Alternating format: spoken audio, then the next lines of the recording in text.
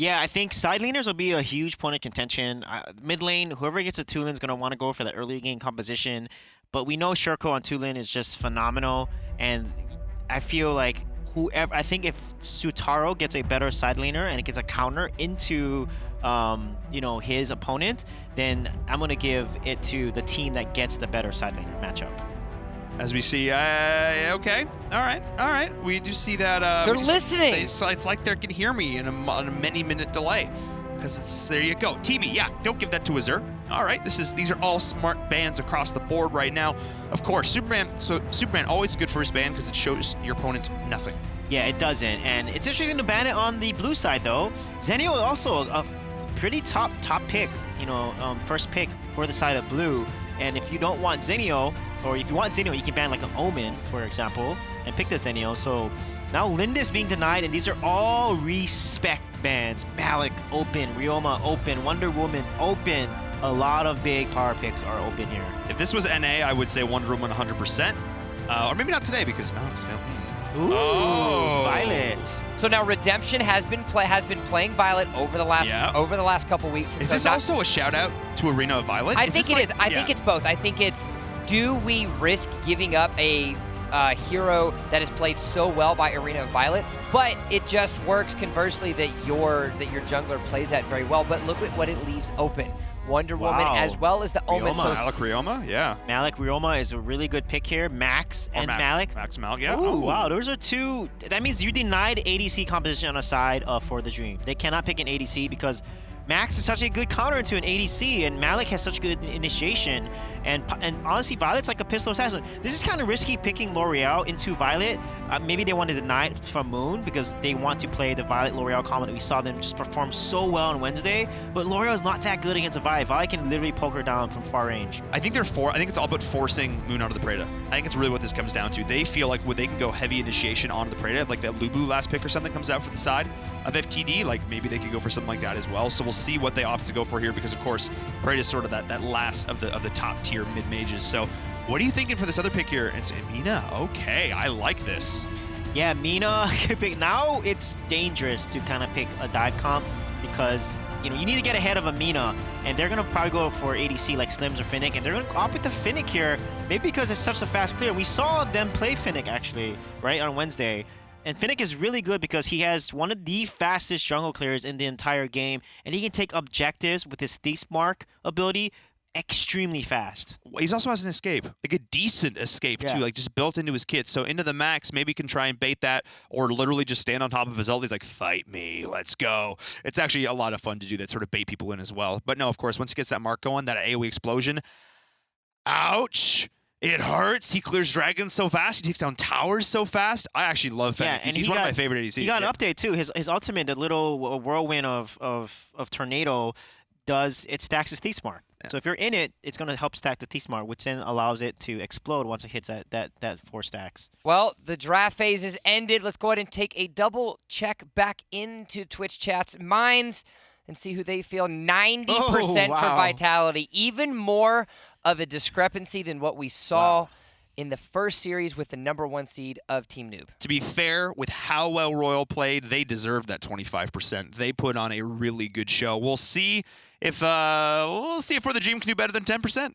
We're going to have to see indeed as our second semifinal has begun for the Dream versus Team Vitality. It is the Once Stars versus the Rising Star. The winner faces Team Noob in the finals. Game number 1, Suijay and Invirum, it's your call. Let's get into it. Both of these teams are fighting to go up against Team Noob in the finals here. They both want to advance and get that at least guaranteed 100 points. So let's see which one can come out on top. Yeah, you can see here how fast Finnick is rotating his jungle. So what I'm going to pay attention to in this game is how fast the rotation is going to happen and what Arena Violet's going to do to abuse that rotation speed. You can see here that Arena Violet, the Violet actually is still trying to get their buffs, and then Finnick already is finishing a lot of his jungle. And look at the rotation. Moon is helping Finnick rotate too, and as a result, they're going to try to set up a gank here. But look at the gank that Sotaro does, getting the kill in Wonder Woman. Really nice rotation by Moon and Azure. Oh yeah, again, we got to talk about how good Azure is here on these support roles, and Mina is such a playmaking support as well. The ability to just move people out of position, get that taunt, the Dominion. So let's see what Azure can do with this here. It's all about getting redemption, that key farm redemption. We talk about him time and time again, but it's for good reason. Yeah, definitely for good reason. You can see the side of Max is facing an Omen, which gives the advantage over to Rez, because Rez is such a good counter into the Max. If Max flies off and lifts off away, that's going to be some free towers for the Omen here. But they might get... Oh, he misses the Death's Beckon, doesn't get the charge there. And as a result, Arena Violet's rotation could be wasted here. And yep, Arena Violet's going to back off. That actually was huge. That just goes to show that at this level of play, missing one skill shot actually has huge repercussions, because that was the initiation that Arena Violet wanted. She would go in there, get the Thief Mark going, get that stacking. They do end up picking up the Spirit Sentinel as well, so it wasn't completely wasted, but they could have gotten so much more from that here. Yeah, and look at this rotation here. This may turn on the side of For the Dream. If they're able to get this, the Cyclone is applying it. Thief Mark is going to activate, and Finnick gets the objective. Nicely done. Grizzly Q was going into a great job healing for the team, but his redemption, the target for the Dream here as well, pushing them underneath the tower, getting a kill, getting that dragon. We do have the we do have Moon getting caught out as well. That is the power of the Omen. The rotation is there. Max is going to be split pushing, but I think FTD is very pleased with that trade. Yeah, and you see how, you know, Arena Violet was able to rotate so fast with Finnick. He got the Spirit Sentinel immediately and just rotated down to contest the dragon right in time there, and he secured it with his Hammer Cyclone ability and Thief's Mark and Punish. So really, really good job by the side of For the Dream, and these really fast rotations are really paying off for Finnick here. It's really hard to snipe objectives against a Finnick just because, again, he's got so much burst damage all in the moment. If he can time out the Punish with his Thief's Mark as well, that's huge here. So watch for that moving forward as how For the Dream is going to play it. They're going to take risky Dragon fights and even maybe risky Darkslayer fights because they have that additional burst if timed correctly. Yeah, the thing about Finnick is, you know, he has that Rolling Lightning, which also does damage over time, whatever's in it. So Arena Violet is using that to farm faster. And look at the amount of farm that he has over his opponent, Redemption. You know, he's definitely level 6 already. He's got Gilded Greaves. He's going to start to scale up really fast here. And the way to fight the Finnick is you just cannot get... He has to apply... Thief Mark's an ability that he has to apply to a hero. So if he does... He's doing right there? And yeah, he's doing it right now. It's going to explode. It's going to kill Ika here. Yeah, they're going to go in, and Ika is going to fall, but Azure with the rotation, the follow-up, but it is Grizzly Q. The PL, the Earth Splitter is going to go hit it, connecting onto 2. Azure is now getting very low redemption as well. The target is we have Lily on a Shurko there. Nicely done. The Prey to damage going to try and retaliate, but it is not enough, and that is 3 quick kills going over the way of For the Dream. Their rotations have looked so good. These rotations have been a nightmare for the side of Team Vitality. Yeah, and look at the Omen plays are just working out so well. The EU is really stepping up their game on the Omen meta here, and this is why he's such a good pick in the side lane, because of that 5-second Death's Embrace ultimate. But you see that Thief's Mark, it only is applied to the person that he marks. So if you're marked, all you have to do is juggle aggro, kite a little bit, back off, and then when it's off you jump back in, and that is how you play against a Finnick. And that's why we don't see him being meta and Slim's being picked actually more so over Finnick, because of your ability to counterplay his Thief's Mark ability.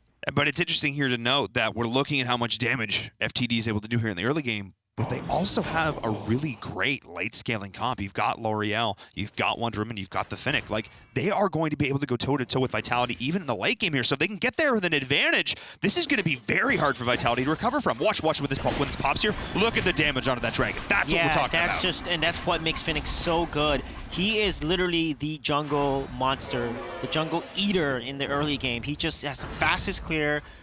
Probably the fastest clear in the game because of all his abilities and all the damage that comes out of his abilities, and his Thief's Mark as well. And the way Shurka is playing Laura, I really love it.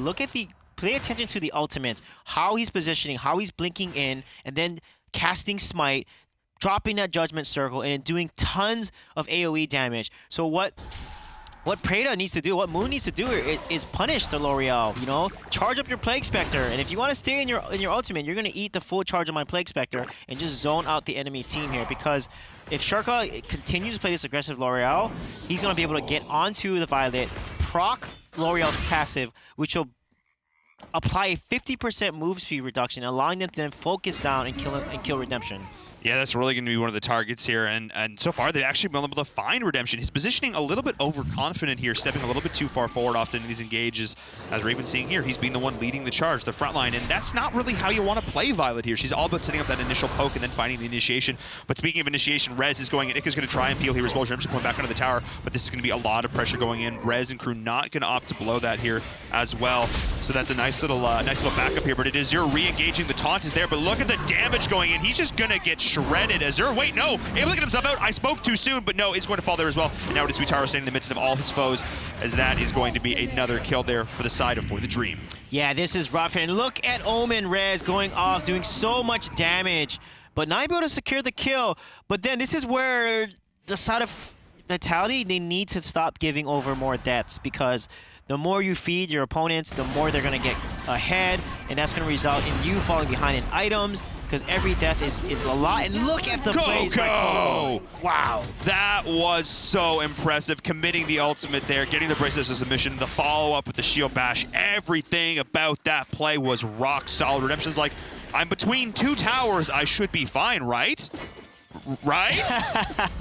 But you can see how fast Arena Violet's farming. Fennec has a 1k gold lead over Violet. I mean, look at the item difference. Violet doesn't even have a second tier 3 item. She is barely doing any damage. It's an attack speed Violet instead of the Soul Reaver Violet. Interesting. Where you can, Soul Reaver has 90 attack damage plus the 15 stacks of attack damage, giving it a good well over 160 attack damage that can allow the Tactical Fire to poke at insane amounts. But with attack speed Violet, he wants to basically be in the fight and be able to use the attack speed to do as much damage over time instead of bursting and jumping around with Tactical Fire. Also interesting to know, Arena Violet didn't actually opt to finish the Scorching Wind. Just going with the stacking component here, something we've seen pros play around with as well, and then going straight into the rank breaker. So that's actually pretty cool here in this situation, but you're right.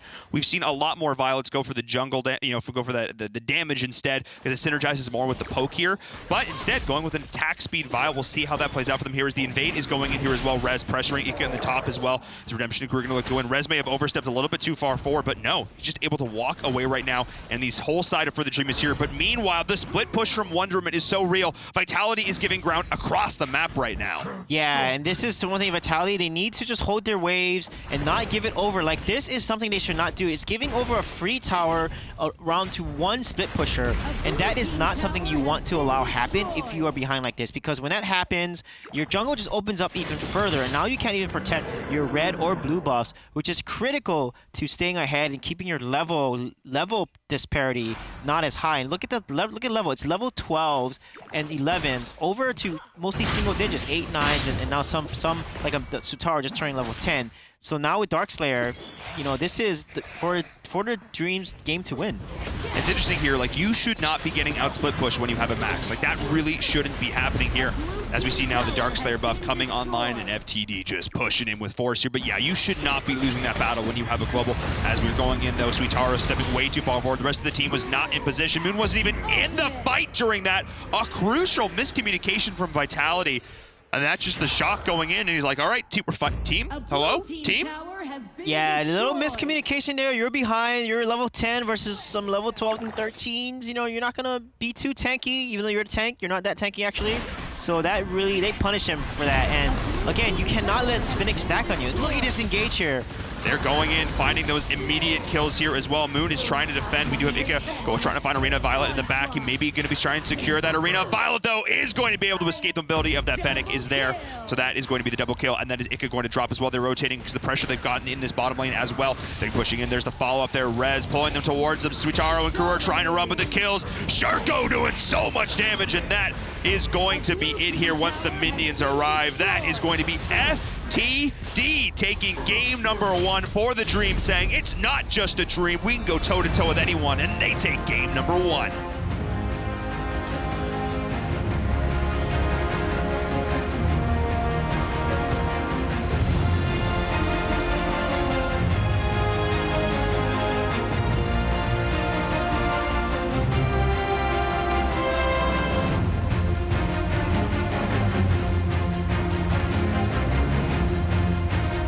Just like that, 14 1,000 gold of an advantage, and the core falls in the favor of For the Dream, keeping their dreams for the finals rematch versus Team Noob alive. Welcome back to the desk.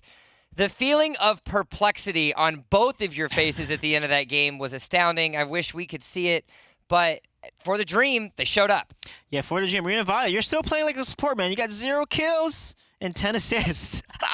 So still playing support mentality. I think you would say my kills were stolen in that situation. I think that's how that works, right? Kills secured, kills stolen. Yeah. Still a kill. And you can see, look at the stats here. Rez was phenomenal in that game, but you saw Shirko just go off. His ultimates on L'Oreal, his smites were perfectly positioned. He did so much work as L'Oreal, turning these fights around, doing all that AoE damage. I have to say, though, Coco, another big factor here in that game. That Wonder Woman play, he was everywhere he needed to be, whether it be initiating in a fight, whether it be getting a great ult-off, picks in the mid, split push across the board, winning in a lane. I have to give a lot of props there to Coco as well. But, yes, Jump? In the spirit of Cinco de Mayo, would you say that Coco went loco? Yes. That's the only one I'm going to do for this segment. It's done. All right, we've got a replay for you. We're going to move past that one, pretend it doesn't happen. You didn't see anything. So talk me through this one. Yeah, this is key here. This is why Omen is so good in side lane. He's able to get these picks when you're out of position like that. And look at the damage. He puts the Heimer Cyclone in the Death's Embrace. It's not long enough. Max gets killed. Then look at the rotation. These stuns come up, and the damage coming. Laura, look at it. Laura comes right in there, smites, and does so much damage, securing a kill. And these rotations were perfect on the side of For the Dream to secure these kills. And you can see Arena Violet abused Phoenix rotation clear speed. He was able to clear jungle faster and rotate to set up these ganks. I also just noticed a really fun, and I noticed at the time, I didn't really appreciate the true awesome synergy of Death's Embrace and the Cyclone. Yeah. Like, Omen plus Fennec, like, their ability to single target clear somebody is incredible. That is an amazing combo, and one I haven't really seen before. So I got to give props to For the Dream. They're innovating here, and this is, I think, the strongest we've ever seen them. Week number 4.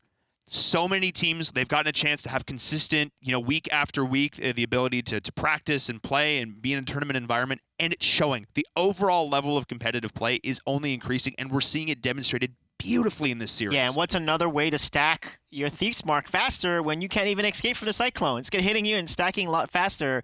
And again, that was a very well executed combo by the side of For the Dream. Well, what could have made Fenix clears the best? Well, that's because he had the best page build out for that Arcana. Our next Arcana drop is actually flowing in the chat right now.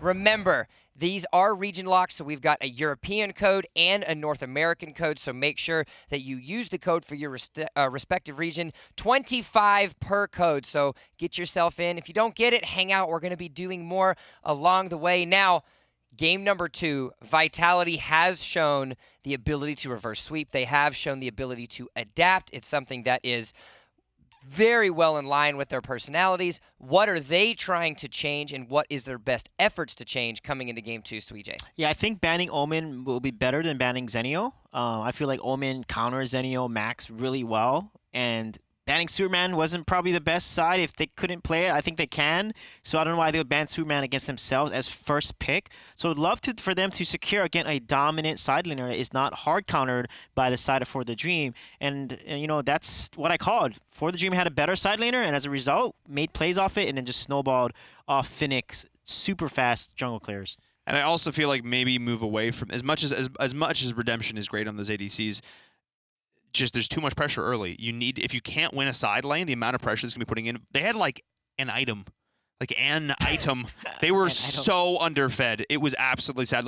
You feel bad because they just can't do anything. Redemption's like, I'm pressing all my buttons, I'm doing everything right, but nothing's dying. And it's literally just because they were getting pushed in across the board. I want more early game aggression, maybe go full assassin comp, maybe go full dive, commit to that, deny the Omen for sure. But they need to come and take it to the side of For the Dream here, or they're just going to get steamrolled. I think that's a great point. You take a look at what Vitality does when they're winning, and it's having moves, having strategies with a purpose. Regardless of the picks, regardless of the draft and ban phase, everything aside, You just have to show up. We're in the back half of the Valor series. You mentioned it before in Virum. This is the time where teams either show up or they're going to find themselves sitting on the comfort of their couch while the rest of these teams are playing at the regional finals at E3. So if you have what it takes, if you think you have what it takes, you have to show up now, or else those points aren't going to get where you want them to be. Yeah, that's definitely true. And you need to also show up in game and not give more deaths over. When you're behind and you continue to give more death, every death that you hand over normally converts into an objective. So just think about it that way. If you're behind, protect your tower, protect your wave, and do not die. Once you die, you allow the other enemy team to split push, to take more objectives over you, and as a result, you can't come back into the game when you die. So that's something that's critical that I've seen NA and EU get better at, but something of an opportunity. Well, it is going to be the pick ban phase for game number 2 for the Dream. Will now be taking up the blue, Vitality on the red. It is a very quick Lindis, Tulin, and Superman being banned away. I'm not surprised really by this so far. I mean, the Lindis for the first ban, maybe slightly. Again, it's definitely targeted towards Vitality there. Yeah, Redemption's Lindis exactly. is a It's beast. So good. Oh, it's so good. In any of the situation, I would have been, huh? But no, it makes a lot of sense here. Teamy, of course, being denied here as well. And now Tulin, yes, no question here. The Violet going to be denied here. Actually for the side of FTD, so that's kind of interesting to see here. Yeah, I would ban Liliana here or Omen, potentially, if they want to play against a Liliana. But Omen is something that they should. If they ban Wonder Woman, let For the Dream take Liliana, and you need to take Omen at this point. So they're going to take Liliana, and they have to take Omen. If they do not, then For the Dream is probably going to win again. Yeah. They need to take... okay, so they're going to go with Malik, Zenio here, and they have to go full dive, most likely here. Yeah. Max is also still open. I mean, Ryoma and Omen, I mean, that's super strong side. Yeah, I mean, that would do pretty well here. Of course, I asked for Vitality to go full dive, and it looks like that's what they are going to deliver here. So we'll see what the response is here from FTD. I could see Max or Ryoma in that other spot, and then I wouldn't be surprised. The Omen was played so beautifully. Why would you know? There you go. Yeah, look at that. Look at us predicting this whole thing. There you go. What's next?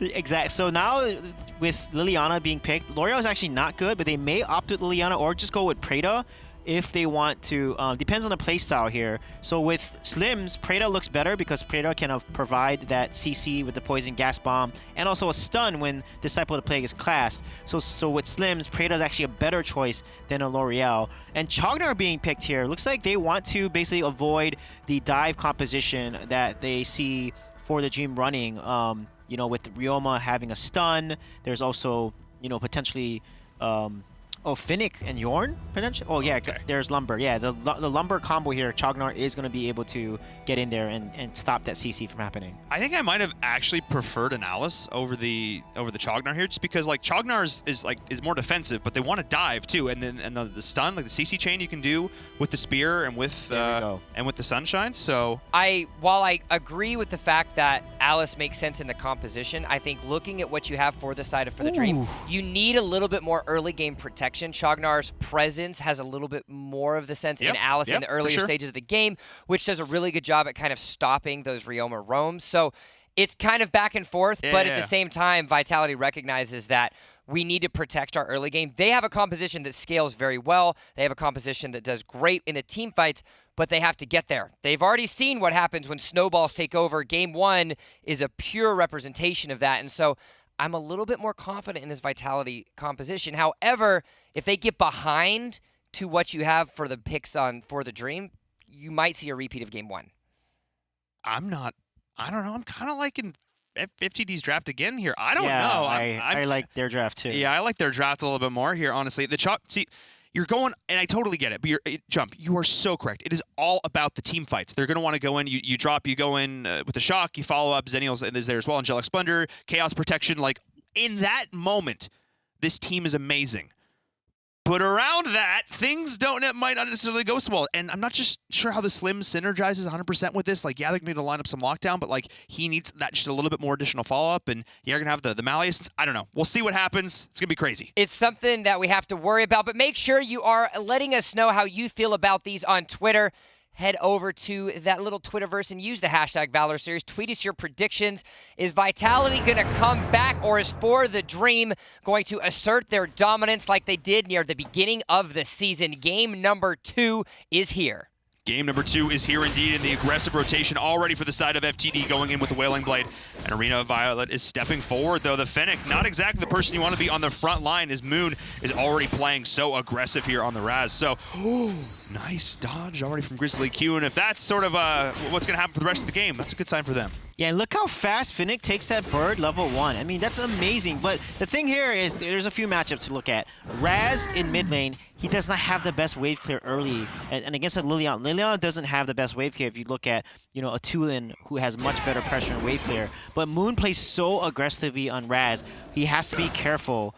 Because Slims wants to hit, stack his passive, gets those 3 hits in, gets that Pierce attack, and then Raz can go in to finish the job. So they gotta be really careful because they're both pretty squishy. However, Rez here on the Omen has a better matchup. He's a much stronger lane matchup, I would say, on both sides for the Dream. And as a result, you can see Romo already pushing out the Zenio because of his range advantage, his auto attacks, you know, coming from that passive. So I think this is really the example for the side of Vitality. Giving up the lane versus giving, or like playing, do you play for the laning phase, do you play for the team fight? And that's, I think, really what this come down to right now. So we actually did see Omen get forced to back there, as we actually saw some really nice early play there on the Malik. But look at this potential rotation here. An early aggression here towards that Spirit Sentinel as well. Both teams, though, start moving here towards the top side of the map. They're going to want to try and fight over this. This is here to be a good job doing for the team. Going in here under Arena Violet. A nice spear from the Slims connects that situation. Moon's here on the flank, pushing the back, though. And splitting now the fight. You don't want to stand in that, friends. And now Slims might have actually stepped too far forward. Shurko maybe trying to go in with the Fox form. No. Going to back right on out. What a beautiful hammer cyclone there by the side of Arena Violet. Just zoning out the team in completely. As soon as they saw it come up, it hit all 3 of them, the AoE damage, and then they had to back off. And as a result of all damage they took, they're now going to go ahead and try to take the jungle and invade against Redemption here. He's going to get caught out. Oh, Redemption having to hop back over that wall there. The blue buff is going to be going now to Arena of Violet, and that is actually huge. They're going to start to rotate, and this is what FTD has been doing so good. Every single time they get a small victory, they turn it into a big victory. That, I think, has been sort of the defining factor for this squad here. Oh! But Moon actually steals it, the denial. Oh, that was actually clutch. He did that as we are going. The Endure is there, timing it beautifully, getting the heal there as well, and getting that adjust to the Malice. The follow instead of this Reiki Blast is going to try and secure that, but it is on Azure, not the best target. Coco there with the Spectral life stealing as well as Ika is forced to back. That is the reinitiation there as Coco is getting a little nice job for Moon. This Raz play in and out of these fights. And goes at the target. He's trying to dodge in and out of this as well, but no, not able to pick up the kill there. No, I lied. He falls, and that is the pickup there as well. Look at these, all these ultimates. Zenio coming in the fight, saving Moon, forcing the 4G to back off, and then the Raz Moon coming in there, getting these beautiful knock-up, multiple opponents getting knocked up.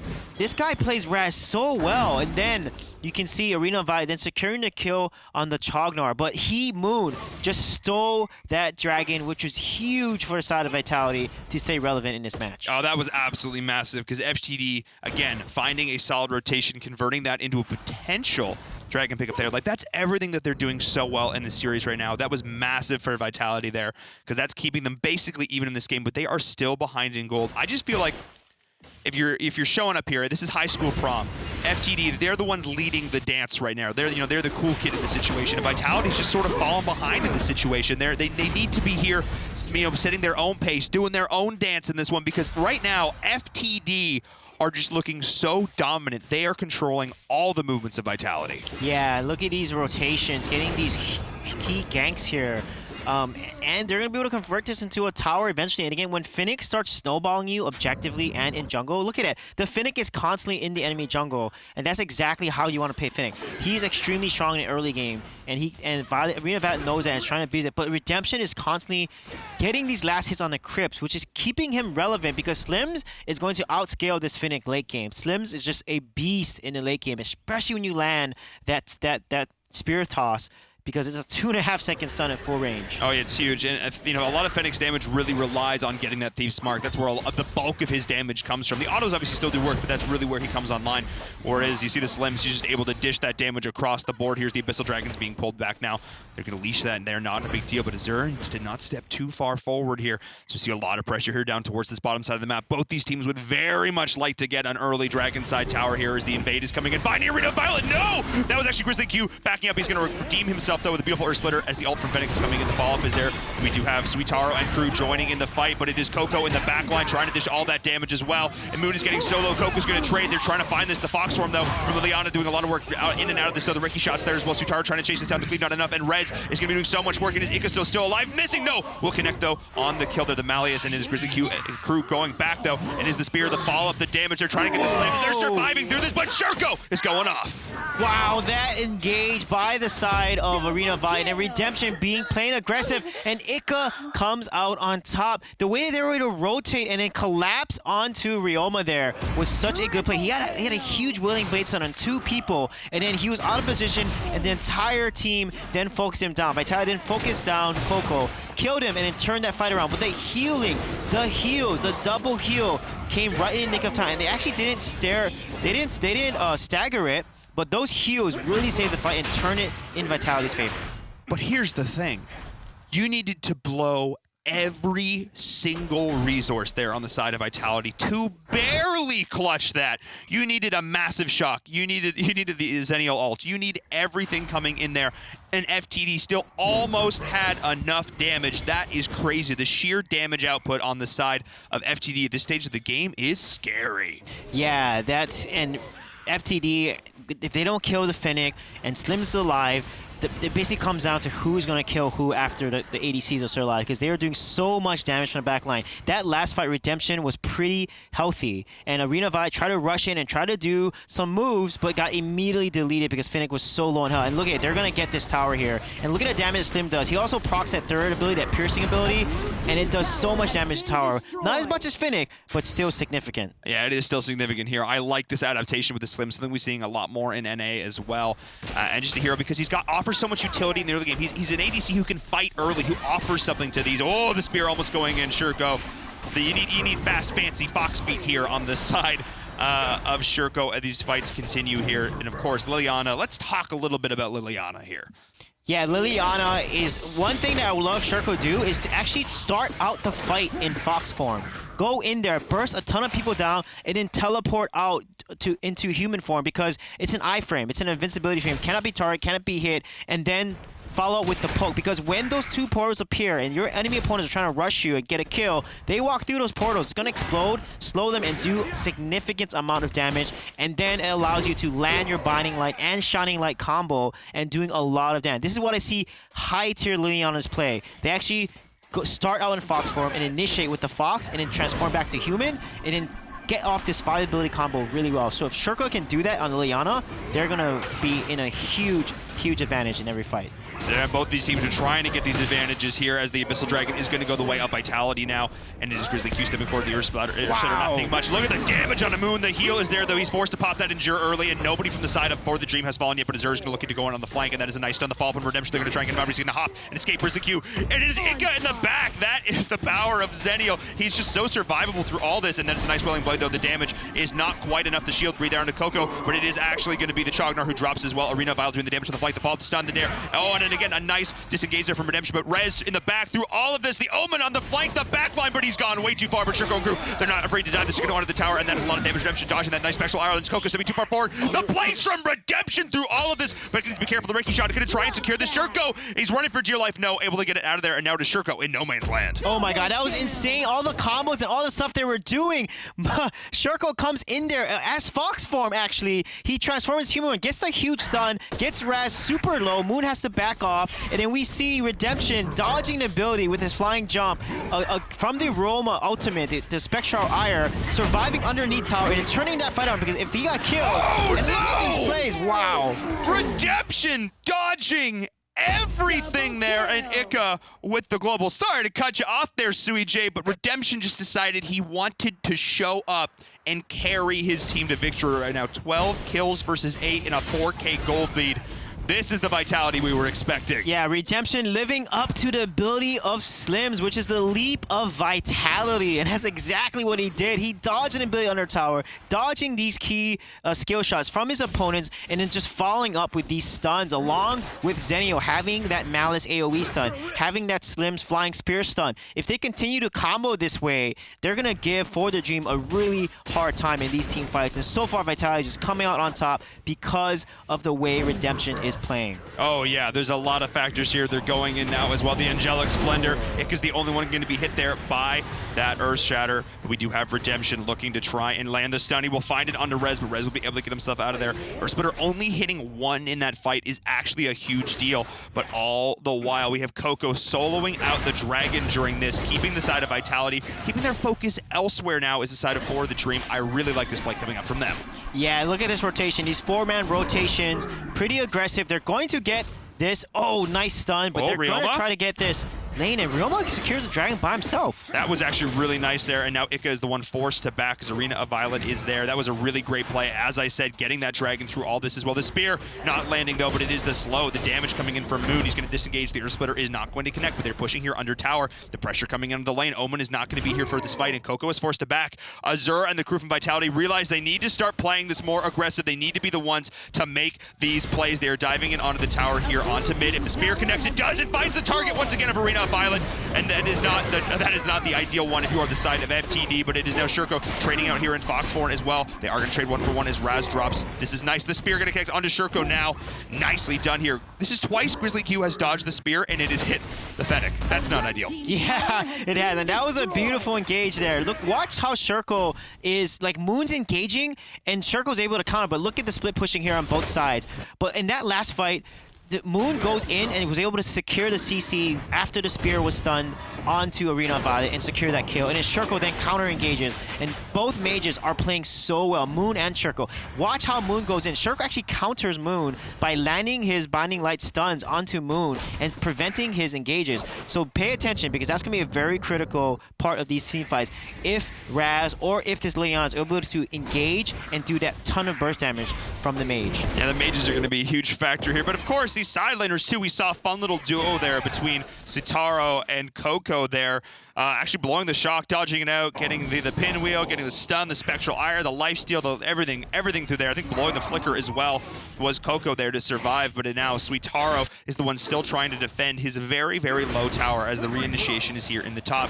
We do have Redemption throwing out spears left, right, and center. These are going to be the follow-up on these spears is going to be the crucial factor here for Vitality. They need to make sure that if one of these lands, they can hop on it in a dime. Yeah, and Omen is actually not doing much in a lot of these fights here. You know, he's using his ultimate at the wrong time. Sutaro's, it's a one-on-one. You can't kill a Malik by yourself there. You need your teammates with you. And because they're wasting these Omen ults and they're not comboing what they have, again, they have a Lombard ult, they have a Binding Light stun. You know, they have all these CC to do. And look at this engagement. Vitality's just playing much more aggressive here. Yeah, this is what they need to do with that Spirit connected. That just threaded the needle there. That was not ideal. Maybe they should have gone in with a bit of a setup there to try, or at least a slow from Azure to get that additional advantage. But I love it. Vitality is not giving For the Dream any room to breathe. They are keeping this pressure up, looking for these towers, and really denying the Omen split push. And this is going to be huge. Zenial split pushing how he should be. And finally, I like this. They are rotating the Omen to deal with that. This is exactly the response that For the Dream needs to be doing. Yeah, they definitely need to stop the bleed here. They're behind, and right now Vitality needs to secure the Darkslayer. You know, they're getting more towers there. They're pushing it down. They're getting these towers low, putting a lot of lane pressure, and then taking over jungle, which is huge. Now instead of Finnick, and you can see how Finnick starts to fall off here. This is why Finnick is so good in early mid game, because of that passive from his Thief Mark's ability. He's able to clear really fast. But in team fighting late game, you know, Slims is just a lot better in terms of, you know, what he brings to the fight. You know, he has much more attack speed when he turns on Savage Potion. You know, he has his Leap of Faith does more damage for the next 5 seconds. It adds a little more damage to each attack damage he does. And of course, he has a Flying Spear Stun, which is massive in landing a lot of nice initiations or counter initiations against enemy team. Yeah, I mean, if we do see, you know, some cheeky play from Shurko going in there as well, trying to get some plays going. Look for that to try and shut that down. Coco, though, is stepping up, going in against Azure and Sutaro. Coco's trying to disengage. We have Grizzly here, kind of getting stuck on a bit of a wall here. We'd have the shot going in. Coco going to get caught by the edge of that, as we do have the Zenial ult coming in, but that is going to be all she wrote now for the side of FTD, but it is Ika now going up against Rez here, and we do have a nice little duel. Again, this is the power of Omen. Yeah, look at Omen with that red buff. He's getting so much slows on there, and Zenial just cannot get out. And look at the Darkslayer stolen by Shurko. Sherko. Oh, that was massive. A beautiful play from Sherko. Grizzly Q landing that Earth Splitter at exactly the right moment to get the stun the second that the Darkslayer died, to give them just frames, those tiny frames that FTD needed to snipe it. That was huge. All the while, of course, Omen is still split pushing this. What a brawl we are seeing from both these teams. What a great game so far. Moon stole the Abyssal Dragon earlier in the game, and Sherko's like, hey, hold my beer. And he steals the Dark Slayer.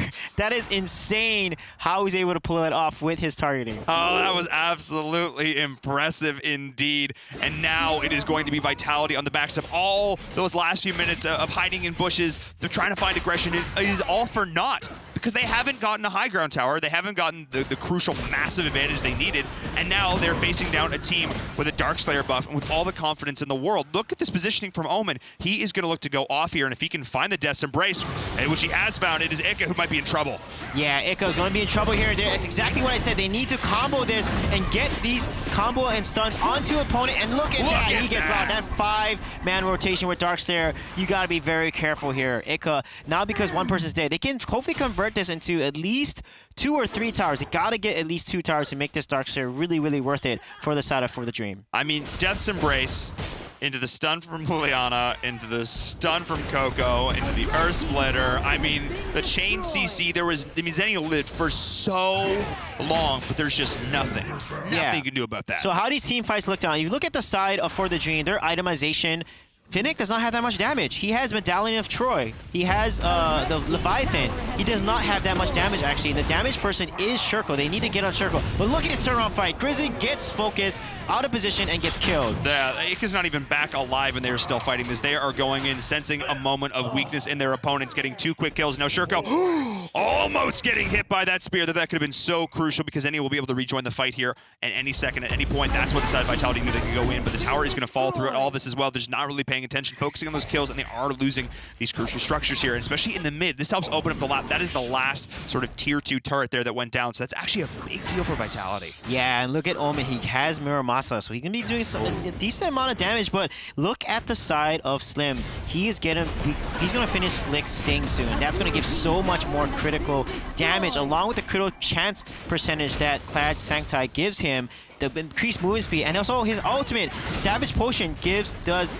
each additional normal attack does 4% of his target's HP. So Slims is a damage monster in this late game. So if they do not kill Redemption in this late game, he's be able to clean up the fight, and vice versa. Vitality needs to try to get onto Sherko and target him, because he is the main damage dealer on the side of For the Dream. Yeah, he's going to be a giant killer with that, just chunking down the health bars of the side of FTD here, so they need to be careful. Now you're now getting pushed back, but this is a back and forth brawl if I have ever seen one. 10 kills to 16, but this gold lead is marginal. Only 3K difference here. Everybody's pretty much level 15, so let's get into it here. Grizzly Q, we're waiting on you, bud, as we get into this late stage of the game here, where one big team fight could spell disaster. Sui J, neither one of these teams wants to be the one to make that crucial misstep. Both of these teams have the potential to win or throw this in equal measure. Yeah, I mean, Slims has a critical chance of 50%. 20% from Slick Sting, and then 30 from Clag Sancti, along with... Forget, that's not even including Rune? Yeah, or Arcana, yeah, and in critical damage, 50% from Slick Sting. I mean, he's going to do so much damage, so you got to watch the Slims here. You got to watch how fast he can take these towers, how much damage he's going to... Even tanks aren't safe against him. He's going to destroy a tank as well if a tank gets caught out here. So they got to be... So Redemption's positioning is everything in this fight. If he positions perfectly and safely and gets these huge... Look at that. One Flying Spear chunks up 20% of Sherko's health. That's huge. And honestly, like, we've shown that Redemption is not afraid to step a little bit farther forward here as well, because he's so confident in his mechanics, his ability to dodge skill shots here as well. Coco, though, maybe stepping a little bit far forward. They might try to look to engage him, but look at the damage onto Redemption. Sherko finding one combo. They have to retreat. They have to know. They go in. Rez is there on the flank, and that is going to be the key member of the side of Vitality falling here. Nika is trying to do work in the backline as well, but Rez stepping forward, being the great jump split of the team as well. Nika is trying to get out. Now they're in full retreat mode as Coco and crew are running down the side of Vitality. They're trying to look to try and re-go in here. Sweet Taro with the Malleus, but not nearly enough, I should say, with that shock. He is going to drop. Coco will fall in return, though, but it just might be too little too late. Oh, my goodness. Look at these dodges from both sides there. Moon jumping around. Sherko using Fox Form to dodge all these abilities. But again, I said, the key is the Slims and and the Liliana. Liliana is the carry in this team. You saw how much damage one combo did on Slims with no defense, with just Gilded Greaves. His health dropped to 80% damage onto his health bar because of that one combo from Liliana. So if they don't kill Liliana and Slims dies first, Vitality has no chance in winning these team fights because Slims is their super hyper carry in this late game with all the damage that he has. Yeah, that is crazy though, but Grizzly getting very low, trying to tank the tower, trying to deny, even with the backdoor damage, it's so hard to defend this. Arena Valor has 1 minute on the core. Watch how fast this core is going to drop. I think that's probably going to be it here. FTD is going to maybe try and look to end this. No. Ooh, that is going to be close. That catapult minion died just in time. Yeah, my goodness. The way both of these teams are playing, with them dodging each other, with the way that Redemption's using that Leaf Vitality to dodge, Shurko using the Fox form, abusing it, and being so aggressive on Liliana, his damage is going to be so high. And look at Arena Valor. Now got an Ancestral Glory. So their focus cannot be Arena Valor. They're going to waste so much damage onto him when they need to focus Shurko. Shurko basically has no defense. Shurko is like a glass cannon, like Slims is, like Redemption is. So if they can get onto Shurko and delete him, then they have a good chance of winning these fights because Omen is going to go to the back line and focus down Redemption. He's going to pass Death's Embrace, which exactly what he did last fight. Rez got on Slims, trapped him, and killed him. So they got to protect the Slims. They got to eliminate Shurko and then stand their ground and kill the Omen when the Omen tries to go beeline straight to Redemption. Yeah, I like the change to itemization, though, coming in for that Slims. Redemption's going to be trying to survive a little bit longer against Shurko here, and that's desperately needed here for this for Vitality, as we do see Omen trying to split push, and now, ooh, the flank potentially coming in here, because, of course, the threat of the backdoor is always going to be there. So how controlling these minion waves is going to be crucial here in these next few fights, as they're going in, finding Coco in a bush. Both these teams are posturing, trying to get that ideal setup, that ideal initiation. Redemption, though, cannot be the one to get caught out here. He cannot be the one stepping forward. Watch for Moon to start buttering up these opponents here. But this is very much a game of chess right now, Sui J. Yeah, they're going to wait on who's going to initiate first. And look at that. Grizzly Issue is pretty tanky, so he can tank a little bit of Slim's damage right now. But look at Shark. He's going in. He's used his abilities just to bait him potentially here. He backs off completely. So let's see how they're going to land these spear stuns, land these combos, and win the match, because both sides have decent CC chain combos that they can do and execute. And they take that off, they can win these fights by eliminating someone immediately. But here's the thing, though. If I'm looking at the side of FTD, I'm looking where these minion waves are. Like, even if they fully ace here, I don't think Vitality can win here at this stage. Just sort of where the minions are. Coco is getting engaged on, not able to seal the deal, though. And now Azur is retreating with half health. Sutaro is going to look to come in here and try and deny that follow-up. But we have Omen split pushing in the mid all the while, forcing Zenial to react to it. Zenial will be able to get to the fight pretty much immediately, of course, because of that Angelic Splendor. But Rez is also pretty quick at this point. He'll be in and out of these fights. Grizzly going to just back himself out of there. What a game of chess right now. This is beautiful to watch. Neither team wants to be the one to make that critical mistake. Vitality does not want to get knocked out here. They're coming into this the favorites. It is out all for the Dream. They need to be the ones here to find this crucial initiation. They have the ability to do so. If they can follow up, get these kills, they're going to look to end. Yeah, what Redemption, I would love for him to sell his Scorching Wind, because he already has a lot of attack speed and gets Fenrir's Tooth. Fenrir's Tooth is going to give up so much, along with Clag Santa and Slick Saint, the critical percent, the critical damage, on top of doing 30% more damage when the HP is below 50, allows them to clean up the enemy and kill them really quickly. So I'd love to see what type of optimization they have here on the side of Redemption, because honestly, they're full build. Honestly, both are full build, so they can sell certain items and get a better build on each side. Yeah, when we do see teams do that quite often here, selling and rebuying items to suit the situation here in the late game. With Suitaro being caught out here, potentially Rez maybe going to look to go in on this as well. And we do see the spear coming in, connecting onto Rez, but no initial follow-up. Zenial is going to look to move towards here, and he is going to rotate in, finding Suitaro, though. It is Shurko going to fall, stepping too far forward, though. But maybe he'll be back in this as well. They're chasing down Rez here, trying to find it. Malleus and crew, they're going to go in. Coco is now going to be the target, as Azur and crew are all running in as well. But is Grizzly Q getting so very low, is going to drop, but they're trading here as well. Nicely done. Coco doing so much damage in the midst of all his foes, and it is Coco to be there. Moon as respawning here, and it is Arena Violet also respawning, and he is going to drop. But look at this, all the while the split push here is going in. Redemption actually dies too. That was huge, Ryoma, and it is Rez now potentially pushing in here. Look at the creep cutting he's been doing through all this. The proxying is massive force in the retreat. Is Rez might actually pay for it, though. Pay for his sins, as he's going to drop, stepping way too far forward. That was not necessary. He did not have the super minion, so he shouldn't have done that. However, Coco gets a clutch kill kill onto Redemption there. But you see the fight. You see Moon go in there, and then Zenio follow up the knockup from the Raz, and then the Zenio Malice stun. They are doing such a good job, and they killed Circle immediately. And because they killed Circle, they clearly won that fight. Like I said, whoever kills Circle first, whoever kills Slim first is going to win these fights because they are the key damagers. Now Vitality needs to make sure, as the backdoor masters themselves, that they don't get backdoored here by the side of For the Dream. And that mid wave is going to be critical. So they need to push down mid here and not let the mid wave push into their Nexus because, you know, the side of For the Dream may try to do a backdoor on them. Yeah, they may try that indeed.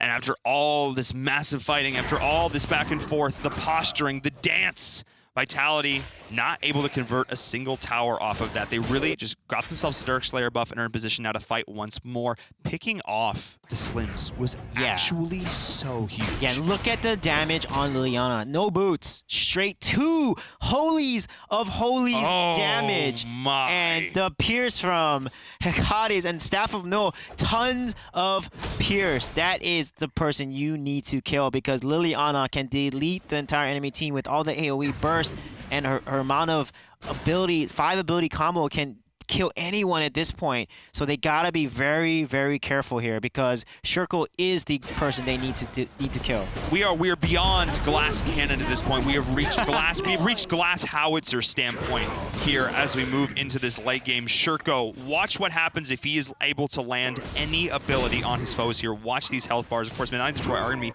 a factor in this, but that's not going to be nearly enough because Shurko is going to be doing work here. Oh, watch what happens when he's able to just land any of this here. It's going to start to do work, stack up over time, but now we see have Vitality pushing FTD here onto the high ground. Watch this here. Watch how fast his health bar goes down, and he's super tanky. Yeah, I like what Roma built here. Coco built of Cursed Death, which actually counters the HP regeneration. They have 2 heals on the side of Vitality, and that allows you to reduce target HP by 50% for 1.5 seconds, which is really good into a composition that has lifesteal and heals that we see. But look at Omen. Omen has 2 Medallion of Troys. He's looking and saying, hey, Moon, you're the guy that's doing the most damage, so I'm going to get this Medallion of Troy and counter you. However, they don't have any Ancestral Glories. Vitality has 4 Ancestral Glories. They can come back in this fight. And Slim sold his rank breaker and got Medallion of Troy instead because they know the amount of damage Shurko does. If they don't have that shield that Medallion of Troy provides and that huge magic defense, then Shurko's going to just delete them. And that's a very smart build by the side of Slims here. But he's going to keep opt to keep his Scorching Wind, which I think Fenrir's Tooth is a much better option in the late game. Yeah, and it's interesting here to just look at how these builds are sort of progressing now that everyone's got enough gold to buy whatever they want. You know, what do they truly feel? And it's moves and counter moves. You know, you're building double Medallion of Troy. Okay, well now Slim might be more of a factor here. And okay, identifying where your damage is coming from, identifying what is killing you at this stage in the game. So that's going to be interesting to see how this plays out here in these absolute final stages. 28 minutes here into game number 2. Vitality, they want to take this to the game number 3. They want to take this to the ace match, but For the Dream is not letting go. They have an open win condition in the middle of the map here. They were so close to taking it themselves. They do not want to throw here. They're at the final hurdle. They are looking at the finish line, the grand finals against Team Noob. Both of these teams want to make this work. This is going to be insane. Now there's 4 Ancestral Glories. As soon as I said that, they heard me, I think. Yeah. No, I'm just kidding. Now they got 4 Ancestral Glories on the side of For the Dream. This could be a crazy late game fight here with all these Ancestral Glories and in there with 4 revives on each side. That's insane. These fights can go any direction, so they got to keep that in mind. I'm sure they're looking at the items, but look at the Mail of Pain now being built on the Lumber as well. Lumber is actually extremely tanky. He has Astron's Buckler, which he needs to stay next to his team there to give that extra damage amp and damage reduction that Astron Bucklers give, along with Shield of Loss. You know, he's got to not only be near his opponents, but also near his allies for those 2 aura, defensive aura items to work. He's playing, you know, he's full into his passive. He's playing full into that support role right now as we see both teams looking to push in here and set this up. Now, the Dark Slayer, of course, will be respawning here in just a little bit, and it is going to be the point here because Vitality, despite winning a convincing team fight, they just didn't have the map pressure pushed out to a point where they could actually convert anything off of it. So they're going to try and look to set something up and get to the point where they can actually do something if they can win a fight here. Both of these teams, again, just the way the map is working here, the way these minions... Slims has both of Fafnir's Talon and Fenrir's Tooth. Those are the 2 best probably strongest late game items. And I feel like Slims needs to sell that Scorching Wind and opt for the Fenrir's Tooth because that item does so much. There's now on Ryoma and Fennec. So if they focus the same target, they're going to be doing a lot of physical damage against their opponents. And hopefully Redemption does sell that Scorching Wind here because honestly attack speed, although important, the damage is going to be more important because of his ultimate passive giving attack speed. And finally the fight is breaking out here. Coco is the target, stepping forward. The Spectral Iron on nearly enough. Coco is getting so very low, but he is going to survive. Notice Sudaro, look at the damage coming in from Shurko. And now Rez stepping forward as well. Nobody actually falling through all of that. Somehow some very low health bars. They're pushing the high ground tower here. Grizzly Q and crew are trying to defend here up on this high ground. Forcing out some backs though as Malik is forced to retreat, as is Moon. If they could have found the kill there onto Coco, I mean, he still would have had that Ancestral Glory, so he probably would have been okay. But in either case, great plays from both teams. Full committal. They don't care because look at this. 24 seconds, Darkslayer. Yeah, and this is the key contest. They got to get the Darkslayer. They got to push with the waves. They got to split push and make sure both waves crash at the same time. Right now, Vitality has more map pressure, even though both teams are pretty even at this point. But Vitality is winning the mental game. They're asserting more map dominance, and as a result, they're playing much more aggressive. They're pushing the waves to tower, but they got to organize these waves and push it to tower properly so they can get at least one of these towers. You got to get one high ground tower because the super minion will deploy once you get a high ground tower, and it's allow you to push the wave a little harder. But you can see now map dominance is now being given up for the Dream, and now they're exerting and posturing around the Darkslayer, which is the most important objective right now. Oh, absolutely. You look at like sort of your win conditions and what's going to get you this. It's finding great spears like that onto Arena Violet, but it's also things like this Darkslayer here, as we see both teams going to look to posture around this right now. I say the word posture a lot here because that's exactly what both of these teams are doing.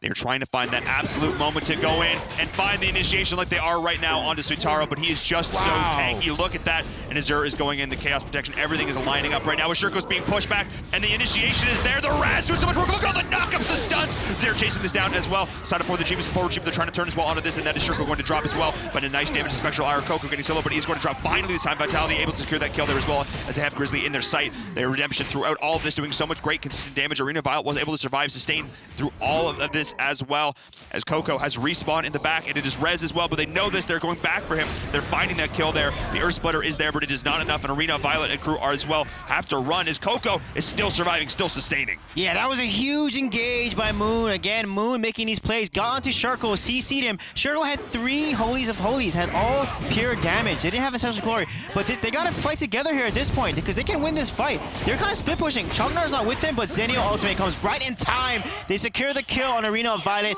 and now they need to end this game before Shurko comes up because he does so much. Arena Violet! But he gets killed by Slims again. Nicely done. That was what they needed, camping out the body. The minion wave is here. Suitaro is getting solo, but Azur as well, split pushing across the board as they're going in. Coco trying to survive. He's able to get himself out of there. For now, is the damage there? No, nice turn there as well. Coco, wow. The double in unison. Rez there coming in. The Ancestral Glory getting so much value, but that is 2 high ground towers falling. Yeah, again, Shurko was the key. The reason why they wanted that fight, because Moon made some plays as Raz. He got in there and deleted Shurko, got knocked him up, and Shurko had no defense. He sold his Ancestral Glory, actually, and had 3 Holies of Holies. So this guy will do so much damage, and they got to be careful. Look at Vitality here. They're going to get and secure this Darkslayer, and Moon has actually a ton of damage as well. A lot of Pierce with Enchanted Kicks. He's opting to keep his build and save it. And not as much burst as Shurko, but definitely a lot more sustained with the lifesteal along with Ancestral Glory. I love the little things that Vitality's doing, like waiting to cap the Darkslayer to get more value out of it, so they have the minion waves pushing up, everybody's in position, everybody's respawned and healthy and feeling good. To wait to do that before they take... Oh my god. He just built a 4th Holy of Holies. A 4th. He's not quite holy enough, Suijay. He's just not quite there. What the heck? The Fox Queen with 4 Holy. That's going to be so much ability damage coming from the side of Shurko. We got to watch this. I feel bad. Getting hit with that is not going to be a lot of fun. Somehow, I feel bad for Arena Violet through also all of this as well, because every single member of the team is dodging these spears and finding Arena Violet every single time, which is actually quite funny to watch repeatedly here. As Vitality now, again, they want to win this game here. Finally, Grizzly Q saying, okay, I'll be your front line. I'll defend this here. Let's go in. As the poke from Redemption is starting off this fight here. And look at the spears just coming in on cooldown now for Redemption as they're trying to get this 3rd high ground tower down. down, putting the pressure in here as well. The catapult getting very low. Watch out, Redemption is splitting up the pressure here. Izika is getting that split as well here. Watch how fast this tower goes down. They're trying to initiate here onto Sweetaro, but Redemption is going to be the target. The high ground tower will survive for now. Coco, though, needs to be careful. They might look to go in here onto this. And no, not following up as the minions are pushing it onto the core. Yeah, but look at, I mean, Circle is not able to do as much, you know, with the Madonna Troy. It's countering the burst. You can see that. The shield protects it, but the Nexus is going to do a lot of damage. And look at the damage there onto Azure. He's able to tank it though as the Chognar here. And basically, the Circle's damage not coming up because of these Madonna Troys. That shield is massive for them to counter against the Circle's burst. It is here, as we do see Azure, though, starting to get chunked. We have the shot going in the follow-up. Circo not in a position to dodge that. And here at the follow-up, the Angelic Splendor, Grizzly Q, and crew are trying to run here as well. Coco standing strong, but look at the chunk going in as well. Grizzly getting chased back into the core. And Izika and them trying to push them in, trying to get these kills. Coco, the whole side of For the Dream are getting solo, but it is Sudaro as well, standing under the core here. The crits are coming through, but it is Izika. The core is getting low. Can they get it? Yes, they do. Vitality taking game number 2 here. They will take it to game number 3.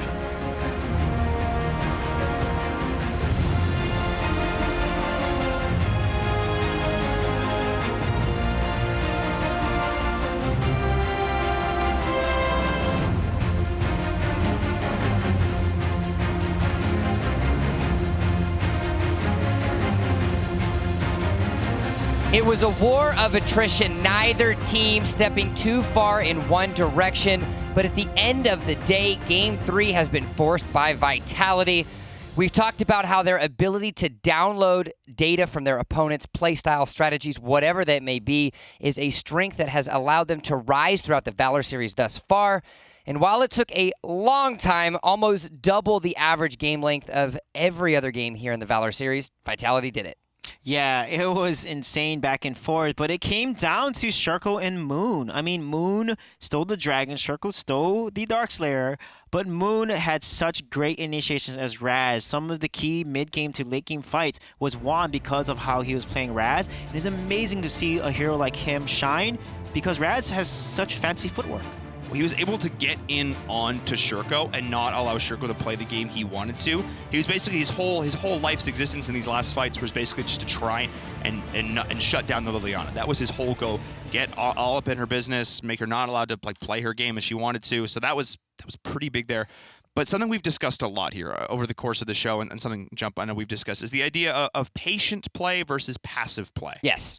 And this was the prime example of patient play.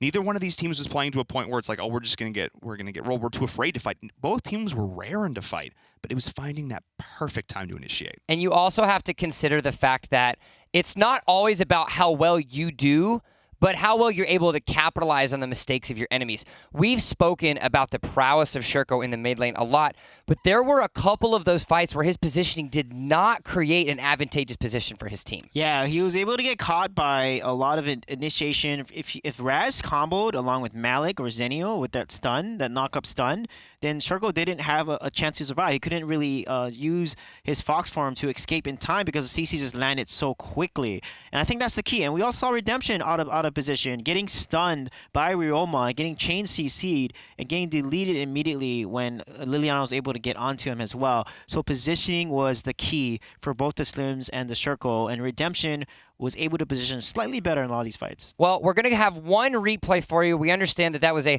very long game. You need some time to digest, but this is where we have one of the biggest moments in the game where For the Dream loses this team fight. Yeah, and look how it plays out there. The zoning by the Fennec, they back off. They don't fight there. He misses his Earth Splitter, which is huge. So Taro's tanking a lot of the shots, and the Malik ultimate comes up and gets a nice 3-man up. And look at Shurko.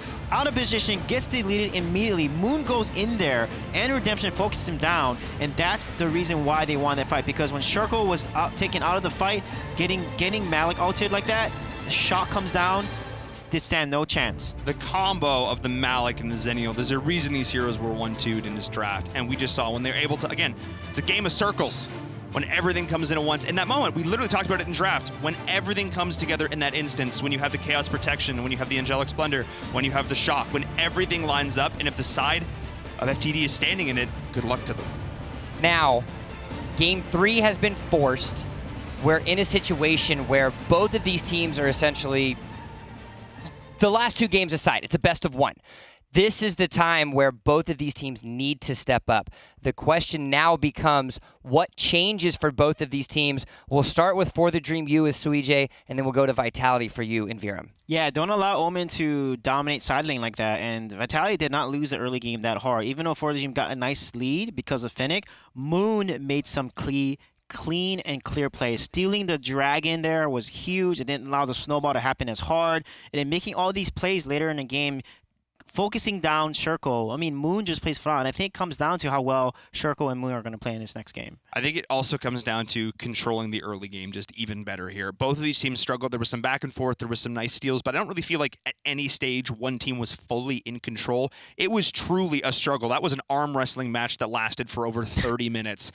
And I think it really is just going to come down to that. If you can try and establish some more pressure early, both of these teams did a very good job of denying it, but yeah. I want to know those workout routines for those players that are in an arm wrestling match for over 30 minutes, 35-49 to be exact. Wow. It was quite the match that we had, but now it is game number 3. The last 2 have been cast aside. As I mentioned, it is now a best of 1 to face For the Dream, to face Team Noob in the finals. Superman, Tulin, Liliana, and Teamy being banned away. So Vitality now, they're going to be taking up the blue side. The little graphics are swapped for you guys, so sorry for that little technical blip. But Vitality on the blue, For the Dream on the red. That's really smart because Omen was a big reason why they oh, never mind. They're going to stick with their same. So that means they need to potentially pick the Omen here, or they may take Malik as a first pick because... Finish that thought. Omen was a reason why they... lost for game 1. Yes! Yeah, and in game 2, they were able to shut down Omen and not get caught out as much against the Zinio Omen. But it was matchup. still part of the reason they were in that early game as much as they were. The Omen in the early game was actually a huge factor. I think Omen is a massive part of this team composition. Yeah, I wonder if they're going to take... no, they're not going to pick Omen. They're going to get Wonder Woman instead, which leaves Roma, Violet open, right? Omen open, so they may take Omen with Violet and then do their Gloriel combo on top of that. Max is also open. Malik is also open. So let's see if they're going to pick up the Violet here or opt for... Yep, they're going to go for Violet. Secure it for Arena Violet. That is going to be a big factor here as well, but we haven't seen Violet played with the most success here so far. Yeah, Rioma's open, Max is open. Yeah, that's what I would just do. And then yeah, Max is really good against ADC, so they can also pick someone that can help. Oh, Alice instead of a Thane. Okay, so they're also going to run AD. They're not going to run Roma jungle. They're going to run ADC. Thane is really good because Thane can cancel Malik's ultimate. When Thane sees Malik's ultimate, he can just use his charge in there and cancel the ultimate. So instead of Thane here, they're going to go for Alice, which is interesting against an ADC comp because Alice is a little weaker to ADC comps versus like a full dive comp, which she can counter really hard. Yeah, I mean, my initial thought was that they're going to run... what are they going to run? We're going to see like a Kilgroth or something? We're going to see something more like that we see traditionally paired with an Alice? Wow, Raz again, and then maybe Slims here. They can do a combo with Slims again. Yeah, but they can go like a Zephyrs and go like full dive because of Alice. Zill also an assassin comp, but that's double mage. But they're going with the Slims here and be safe. I like this. I was asking for Alice before. Slims and Alice is one of my. I love watching this combo come through. The way you're able to line up these stuns. 2 stuns, a knock up, right? Yeah. And they have Wonder Woman also has a stun. Yep. And of course, Omen's going to be picked here, and it's going to be a nice counter to Max in lane. I like the fact that Vitality, yet again, not only is showing the versatility in what some of their hero pools lie, but they have the capability to understand what For the Dream's priorities are in a lot of these matches. Omen fell to the very bottom, which tells me that Vitality not only was expecting that to come out one way or another, but are understanding that this is what we have to play around. We're going to give you that pick. We're going to understand. We know how we're going to counter it. And I think their composition, especially once they start get rolling, has that opportunity. Yeah, and I think they do. And the key is like, can they leverage Alice to win early game or stop the early game from the side of For the Dream, which they like to run. However, with Finnick off the table, both heroes have the same type of rotation. I would say Slims might be a little faster because of his passive, his 3-hit piercing attack that he has. So we'll see if they can leverage those faster rotations and a nice flying spear to get these side lane ganks. They need to shut Omen down. If they shut Omen down, yes, they're going to do really well. Yeah, for me, it's all about Slims coming in and out of the jungle. How they time these rotations is going to be so huge. No, seriously, how the Slims comes, like, that's why one of the reasons why I love Slims as an ADC jungle, because of his ability to actually impact the early game, and he's not passive. He is an active, engaging part of the composition. We'll see if they can make it work. We're going to have to see exactly how well both of these teams do because all is on the line.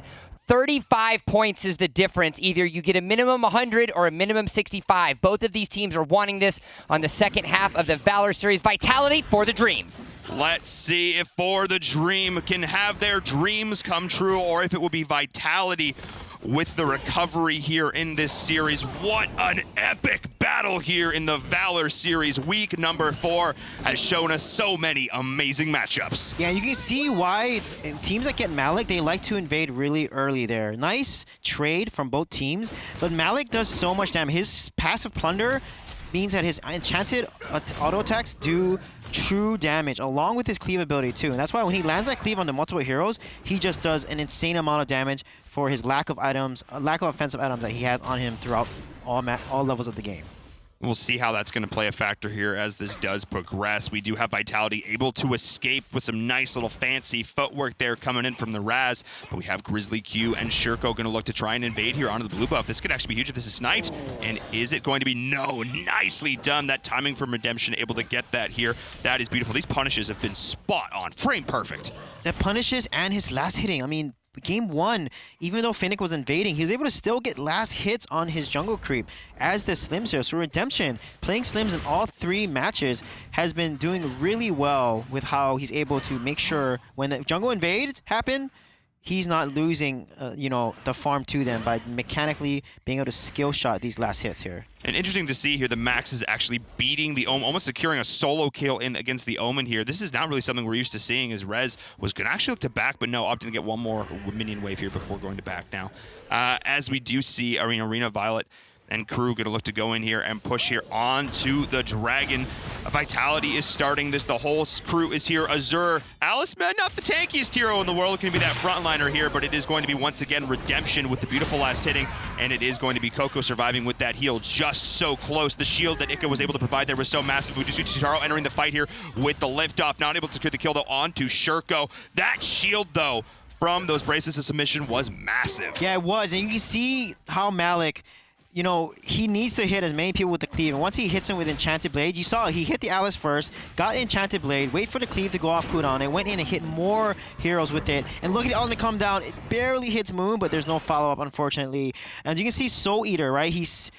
Malik is so defensive. When he lands cleave, he restores a percentage of his HP, and also Soul Eater gives him this barrier. So the more hero he hits with Soul Eater, the more hero he hits with cleave, the more tanking and sustain he gets. He gets that lifesteal, and he gets that barrier, and this is why Malik is so often banned or first pick, because of his kit, which makes him so dangerous and so good on utility. Well, he's able to just go in, wade amongst his foes, stand tall, stand strong, sustain, have the shield, the lifesteal, everything.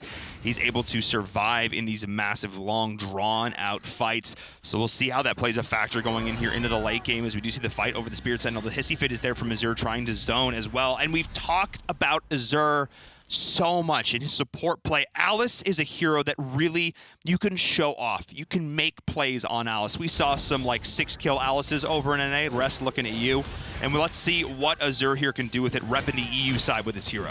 Yeah, exactly. Alice is such a higher skill cap support to play. A lot of her abilities are mostly skill shots. And look at that stun coming out. Redemption is saved with the heal, but he's going to fall behind because of Omen. Rez coming ready to clean it up. Oh, that was massive. Here's the fight is breaking out here. Moon able to push them all around here. Nicely done coming in here for Vitality. That was everything they needed.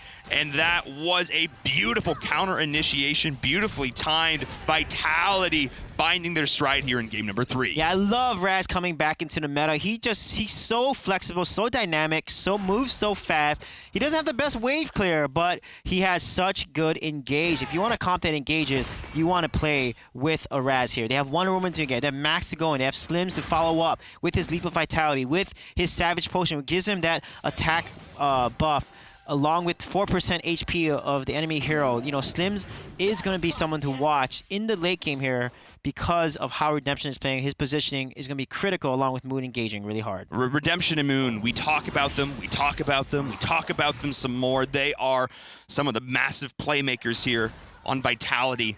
And Moon, his Raz play is, I think, taking sort of his prowess as this mid lane to the next level because it's showing he can play versatile strategies of mid lane. He's not just the long range poke. It's not just, you know, being able to dive in and out. It's being able to set up plays, get those massive stuns, and line up the side of FTD for his team. He's being, as much as he's being a playmaker's own right, he's supporting his team as well. I think this is really just showing that he can play this mid role at its deepest level. Yeah, the mid is what's going to come down to how is Moon engaging, how is Circle counter engaging or engaging as well, because those are the guys making these plays. And look at Sotaro, he's winning against an Omen in the lane, being able to out-trade him and just fight. And that shows you that even though Omen is a good counter to Max, you can still win against your counter if you play it correctly. You can indeed, but we're looking now towards the bottom. Ika not quite able to get Alice out of there. Everything was blown there for FTD. That was massive from them. They finally found the opening they were looking for. Slims is split pushing here in the mid, so they don't have all the bodies they needed for that fight, but Rez is going to look to counter engage onto this. He's not going to have his ult available, though.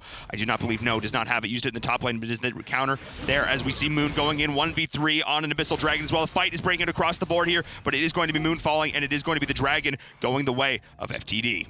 Yeah, that was really risky. I don't know why he would go in 1v3 like that. He should have waited to go in the right moment to get the steal and then die, and that's worth the death. But because he went in too early, he died, got focused, and then also gave the Dragon over, which is going to give the lead over to the side of For the Dream. And this is something they got to be careful of. They can't play too aggressive here, giving these leads, these free leads over because of how they're deciding to engage. Yeah, speaking of engaging, a slight misplay there from Vitality to sort of follow up on that. The stun came in, and then the spear wasn't there to follow up, so Lumber was actually able to get out. That was an uncharacteristic, just simple mechanical misstep from Vitality. I wonder if the spear actually wasn't off cooldown in that situation. But it's something to note, as you mentioned, they're really, as much as I then, it's the caster curse. You hype somebody up and then they go make a silly mistake like that. But Moon was going in, and he really, all that could happen in that situation was that he dies. Maybe he also gets the Dragon, but that's a very high-risk, high-reward situation. And giving up his own death and the Dragon at once, that's really not an ideal situation here because we have the now 3v3. This is a neck-and-neck game at this stage. Now Rez going 1v1 against Suitaro. And Suitaro is going to try and trade onto this here as well. Rez, even with the Death's Embrace, it's not enough. The tower is also falling here. So Vitality still looking good, but it's only a 300 gold difference to EJ. Yeah, and look at the engage and the aggressiveness coming from inside Vitality. This 4-man rotation is huge for them. And in Slims focusing down the tower, they're getting that third tower now. This is huge. 0 towers on the side of For the Dream. They're able to get any towers on Vitality. And because of the way that they're starving jungle and getting these towers, it allows Vitality now. They're just behind the lead. And look at Sotaro. He's just holding his own against the Omen. Omen is not being able to do too much against this Max here. So because they shut down Omen and they're not allowing Omen to get these ganks onto Sotaro, you know, Vitality is now winning a lot of the map territory, especially in the Dragon side. They got the tier 2 tower on Dragon side, which will allow them to secure yet another Dragon for them. Potentially here, unless FTD is actually going to snipe this out right now. It actually looks like Vitality is just letting them take this right here, despite, as you said, opening up the side of the map. They're just not really capitalizing on this. But I want to go on a little discussion here about Max. I'm going to talk about Max here for a second, because one thing I'm noticing is sort of how this is playing out. So traditionally, Omen is drafted as a counter to Max. Something we see very often. Darkslayer also trying to be sniped here as well. We'll keep an eye on that. And normally we see Maxes not win that lane match. But in this situation, part of the reason why Max is doing so well is because he's going all in, surviving just long enough, getting himself super low, almost killing the Omen, backing, and then using his liftoff to just immediately get back into lane. Something Rez can't do, and he's helping to sustain this push. It's also giving his team additional vision, but he's using his ult as just a way to get back into lane faster so he can play all out in lane. Yeah, exactly, and Omen is low. Omen just fought Max, wasn't able to kill him, so he goes home, uses liftoff to deny Omen from going home, and basically wins that trade in lane. So there's always a counter to your counter, guys, and that's exactly what Sotaro is doing. So really good job by him, and look at the way they're taking these towers. For the Dream needs to respond. They need to clear out these waves because they're letting the waves crash in the tower and they're not jumping into Slims and they can't do much.